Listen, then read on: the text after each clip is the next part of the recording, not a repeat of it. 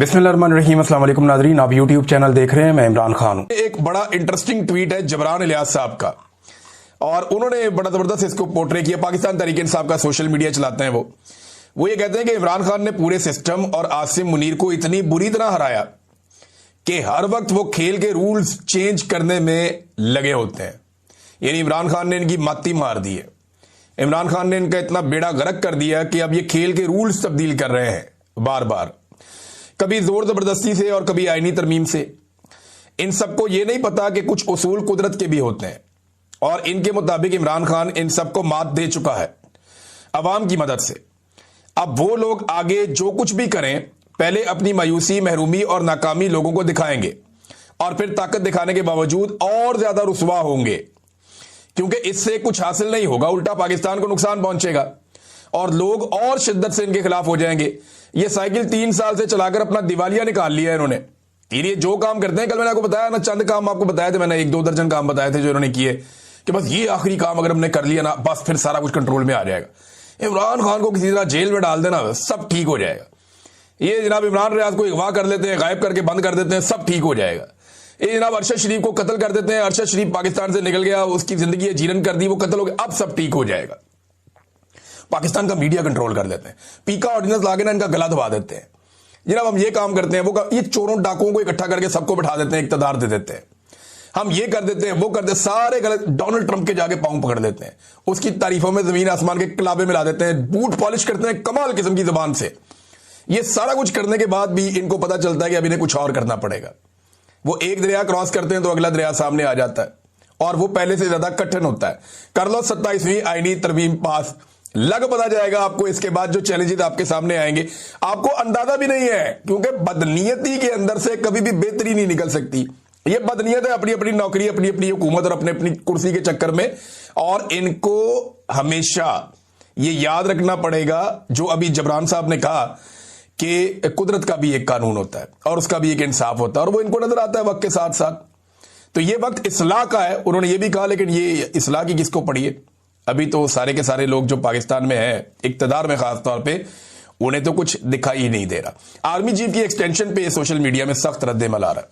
ये बड़ा सख्त रद्देमल है।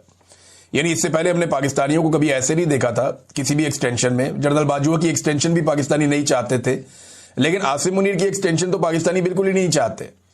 पहले दिन से ही यहां पे ट्रेंड चल रहा है सोशल मीडिया पे कि एक्सटेंशन नामंजूर। फिर इमरान खान साहब ने ज़हनी मरीज करार दे दिया। अब ज़हनी मरीज कहने के बाद इमरान खान साहब ने एक नेक्स्ट लेवल पे इस लड़ाई को पहुंचा दिया है, और उसके बाद जो बातें आकर बताई सुहेल अफरीदी ने, और अभी सुहेल अफरीदी ने जो बातें बताई है ना, ये कुछ भी नहीं है। मैं आपको सच बता रहा हूं, ये मस्जिद में कुत्ते बांधने वाली बात कुछ भी नहीं है। जो ऑपरेशन ज़दा इलाकों में वहां के लोगों के साथ हुआ है और जो वाकयात हैं, वो अगर वहां के लोग सुना दें ना, तो पाकिस्तानियों के पंजाब में बैठे हुए और सिंध में बैठे हुए कानों से धुएं निकल आएंगे। हत्ता के पेशावर के लोग नहीं जानते कि ऑपरेशन ज़दा इलाकों में क्या कुछ हुआ और किस तरीके से हुआ। ये बातें अब सुहेल अफरीदी ने बताना सिर्फ शुरू की हैं, और ये नुक्ता आगाज है।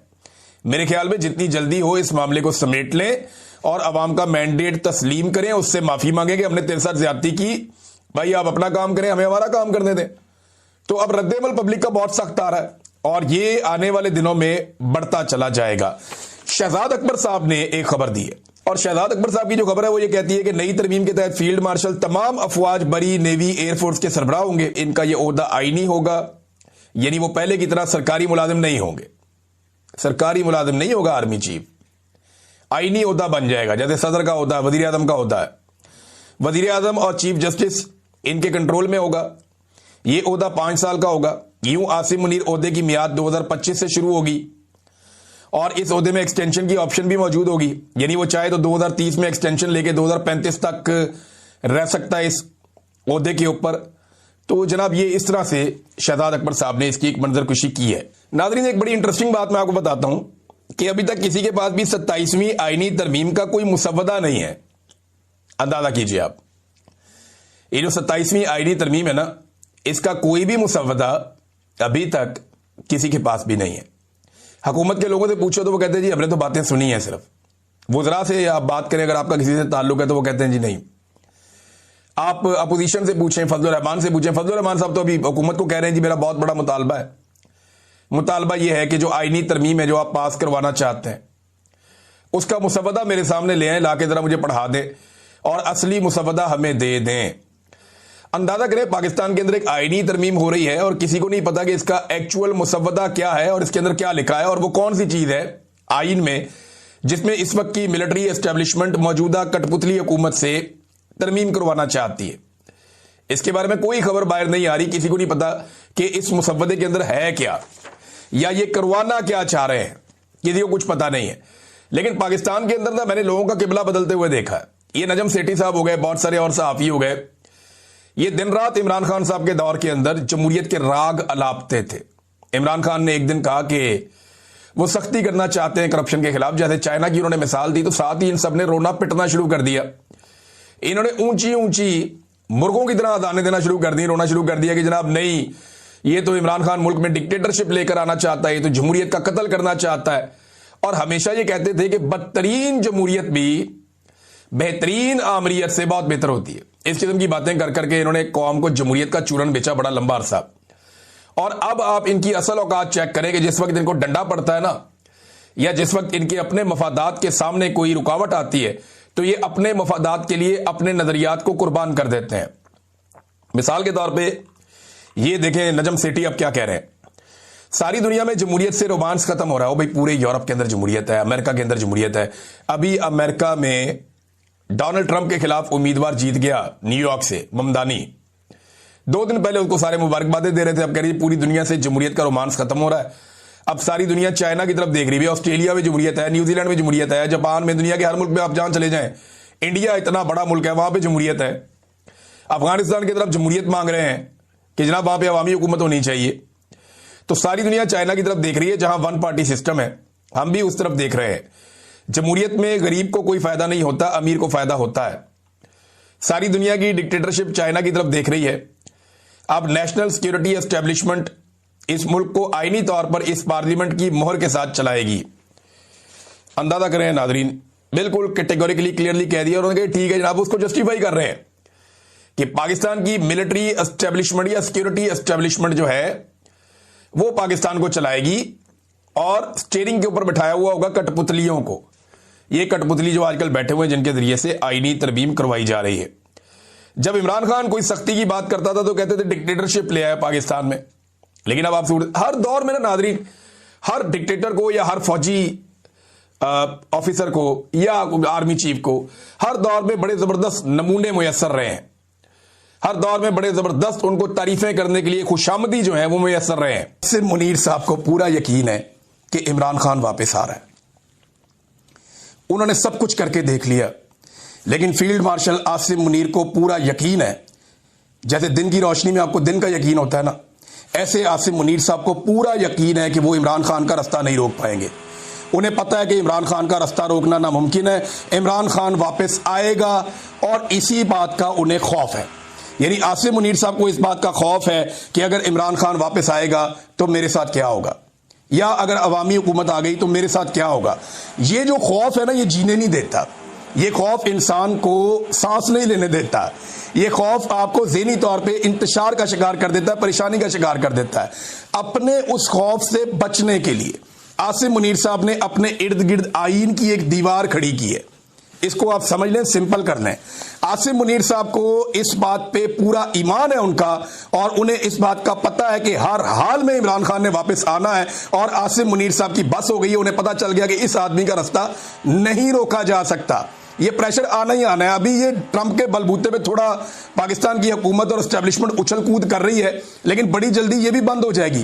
ट्रंप इनका चेहरा लगा रहा है, वो मैं आपको बताऊंगा किसी और वीलॉग में वो उनके साथ कैसे खेल रहा है, वो आपको बाद में बताते हैं। लेकिन ये बात आप जहन में रख लें कि आसिम मुनीर साहब डरे हुए हैं इमरान खान से। उनको पता है कि ये बंदा आ गया या अवामी हुकूमत आ गई तो हमने जो कुछ कर छोड़ा इस मुल्क के साथ, उसका खुमियाजा हमें भुगतना पड़ेगा। ये जो कुछ हमने इस मुल्क के साथ किया है, इस मुल्क के लोग और इसका कानून हमसे पूछेगा। तो अब उन कवानीन से बचने के लिए या उन चीजों से बचने के लिए एक तरीकाकार इख्तियार किया गया है कि एक आईनी दीवार खड़ी की गई है अपने इर्द गिर्द। उस दीवार के अंदर क्या है कि मैं सारी जिंदगी रिटायर ही नहीं होऊंगा, मुझे सारी जिंदगी मुराहत मिलती रहेंगी, मुझे जो है सारी जिंदगी इस्तिस्ना रहेगा, मेरे ऊपर कोई केस नहीं होगा और मुझे हटाया भी नहीं जा सकेगा। अगर हटाना है तो या तो 2/3 अक्सरियत लेकर आओ या मुझे सदर पाकिस्तान की तरह इंपीच करो, और मैं जब चाहूंगा किसी भी हुक्मरान से कह के कोई और ओहदा भी ले लूंगा और उसको इंजॉय करूंगा। यह है आईनी तरमीम 27वीं में आर्मी चीफ की हद तक चीजें। अब इमरान खान साहब जो हैं उनके लिए आज सेलिब्रेशन का दिन है और उनकी पार्टी के लिए भी। एक तरह से एक तो उन्हें इसकी मुखालफत करनी चाहिए फुल। ये फर्द वाहिद के लिए एक आईनी तरमीम हो रही है। ऐसा नहीं होता कि आप फर्द वाहिद के लिए आईनी तरमीम करें। आपने एक अजीब रास्ता खोल दिया है कि अब हर आर्मी चीफ जो आएगा वो फील्ड मार्शल बनना चाहेगा।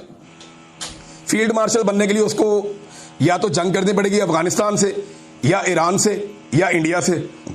चाइना से तो हम जंग लड़ नहीं सकते, तो या वो इंडिया से आके जंग करेगा या अफगानिस्तान से करेगा या वो ईरान से करेगा। फिर मीडिया के अंदर अपनी बल्ले बल्ले करवाएगा और उसके बाद जनाब वो अपने आप को फील्ड मार्शल बना लेगा। जब वो फील्ड मार्शल बन जाएगा तो यही सारा कुछ उसको भी मिल जाएगा। देखें ना, आपने हर आर्मी चीफ के लिए रास्ता खोल दिया कि जब वो आए तो उसको फौरी तौर पे फील्ड मार्शल बनने के लिए एक जंग करनी होगी और वो जंग में उतर जाएगा कौम को लेकर कि भाई मैं तो फील्ड मार्शल बनना चाहता हूं। आर्मी चीफ तो इतना रह गया है, फील्ड मार्शल तो इतना बड़ा है। फील्ड मार्शल को तो इस्तिस्ना है।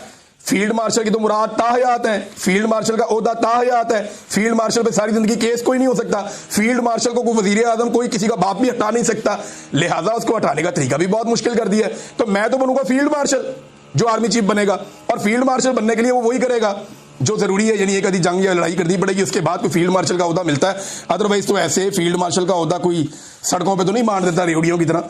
यहां पे तो इस दफा फील्ड मार्शल आसिम मुनीर साहब बन गए, जैसे भी बन गए। एयरफोर्स ने तैयारे गिराए इंडिया के, लेकिन ये कोई इतनी बड़ी जंग नहीं थी, हमने कश्मीर फतह नहीं किया, लेकिन वो फील्ड मार्शल बन गए। अब उस ओहदे का फायदा उठाते हुए उन्होंने अपने लिए एक आहनी दीवार खड़ी की और आईन से बनी हुई आहनी दीवार खड़ी की कि इमरान खान इस दीवार के पार आके मुझे ना मार सके। आप अंदाजा करें कि जेल में बैठा हुआ कैदी नंबर 804 इनके आसाब पे कितना सवार है। आज पहली मर्तबा मुझे महसूस हुआ कि आर्मी चीफ हमारे जो हैं वो इमरान खान से डरते हैं। मुझे पहली दफा एहसास हुआ। मुझे इससे पहले नहीं लगता था। मुझे लगता था कि शायद सिस्टम इनसे डरता है, सियासतदान इनसे डरते हैं, या ये इनको खौफ नहीं है इस बात का। ये मुझे कन्फ्यूजन रहती थी, लेकिन आज मेरी कन्फ्यूजन दूर हो गई। जो मेरे सोर्सेज मुझे कहते थे ना कि ये दिन रात डरते हैं इमरान खान से, ये खौफजदा है इमरान खान से, वो मुझे बार बार लोग जो है दावा करते थे मेरे सोर्सेज, और मैं सोचता था यार वाकई ये बात ठीक कर रहे हैं। तो 100% इमरान खान ने इनकी रातों की नींदें उड़ा दी हैं। इन्हें समझ नहीं आ रही कि इस आदमी से बचना कैसे है, क्योंकि उसके साथ अवाम की ताकत है, और सबसे बड़ी बात यह है कि अल्लाह रब्बुल इज़्ज़त उसकी मदद कर रहा है और उसकी इज्जत में इजाफा कर रहा है, लोगों के दिलों में उसके लिए प्यार डाल रहा है। अब मैं एक चीज आपको और बताऊं, जितने भी लोग आज तक ताकतवर हुए ना, वैसे पूरी तरमीम में अवाम के लिए कुछ नहीं है। अगर किसी को लगता है कि उनके लिए खुशखबरी निकलेगी, कुछ भी नहीं निकलेगा। ये अशराफिया की तरमीम है, उन्होंने आपस में मिलजुल के कर दी है।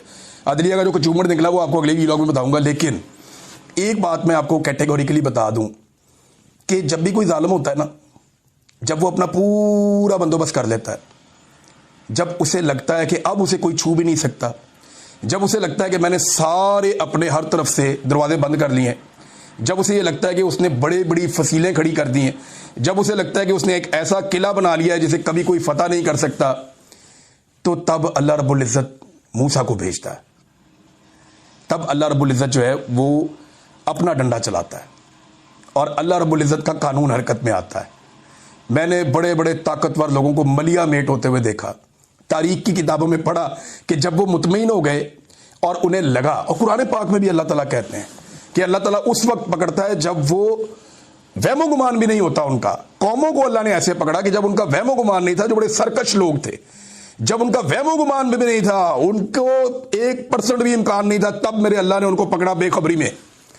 तो बेखबरी कब होती है? जब आप मुतमईन हो जाते हैं। अब इतने सारे इक़दाम करके ये निज़ाम मुतमईन हो जाएगा कि इमरान खान हमारा कुछ नहीं बिगाड़ सकता।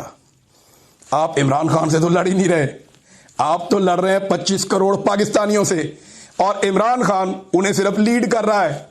लड़ाई तो आपकी 25 करोड़ पाकिस्तानियों से है, और लड़ाई आपकी अल्लाह रब्बुल इज़्ज़त के असूल और कानून और ज़ाब्ते के साथ है कि आप जुल्म कर रहे हैं, जबर कर रहे हैं, फस्तायत कर रहे हैं, आप माओ और बेटियों को परेशान कर रहे हैं, आप चादर और चार दीवारी का तकद्दुस पामाल कर रहे हैं। तो आपकी लड़ाई अल्लाह रब्बुल इज़्ज़त की कुदरत से है। आपकी लड़ाई पाकिस्तान के 25 करोड़ अवाम से है। इमरान खान तो सिर्फ आपके और अवाम के बीच में खड़ा हुआ है और उससे इतना खौफ इमरान खान का।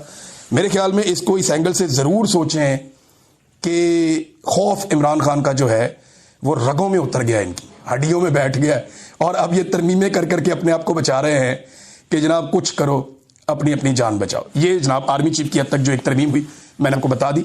और नई कमांड पोस्ट का एक क़याम कर दिया गया, एक नई कमांड पोस्ट बना दी गई, यानी ये इख्तियारात जो हैं वो अब आर्मी चीफ को मिल गए हैं, ये वाले भी।